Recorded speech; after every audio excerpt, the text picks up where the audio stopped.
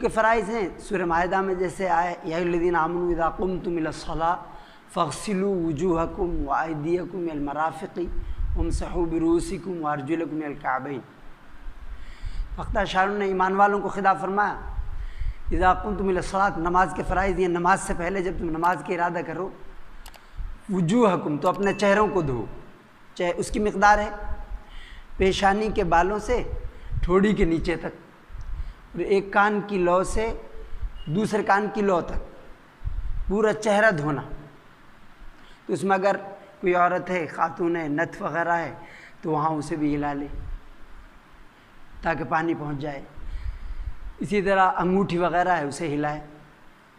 دوسرے دونوں ہاتھوں کو دھونا کوہنیوں سمیت، دونوں ہاتھوں کو کوہنیوں سمیت دھونا۔ اور اسی لیے اگر پینٹ وغیرہ یا آٹا لگا ہے تو اس کو چھڑانا ضروری ہے، ورنہ تو چونکہ وہ حصہ دھونا فرض ہے، وہ چھوٹ گیا تو فرض ادا نہیں ہوگا۔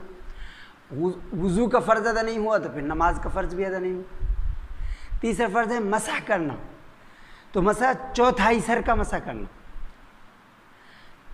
امام ابو حنیفہ کے نزدیک چوتھائی سر کا مسح کرنا، دوسرے علماء کے نزدیک پورے سر کا مسح کرنا۔ تو چوتھائی سر کا مسح کرنا، 4 حصے کر لیں گے تو ایک حصے کا مسح کر لیا تو فرض ادا ہو گیا، اور پورے سر کا مسح کرنا یہ سنت ہے۔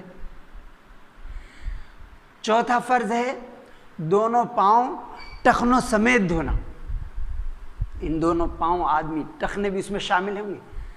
تو یہ وضو کے فرض، وضو میں اتنے فرض ہیں، اور دوسری باتیں وہ سنت ہیں، جس طرح بسم اللہ پڑھ کے شروع کرنا، مسواک کرنا، انگلیوں کا خلال کرنا، داڑھی کا خلال کرنا، تو یہ اور باتیں یہ سنت ہیں۔ لیکن اگر فرض چھوٹ گیا تو پھر اس کی وضو ہی نہیں ہوگی۔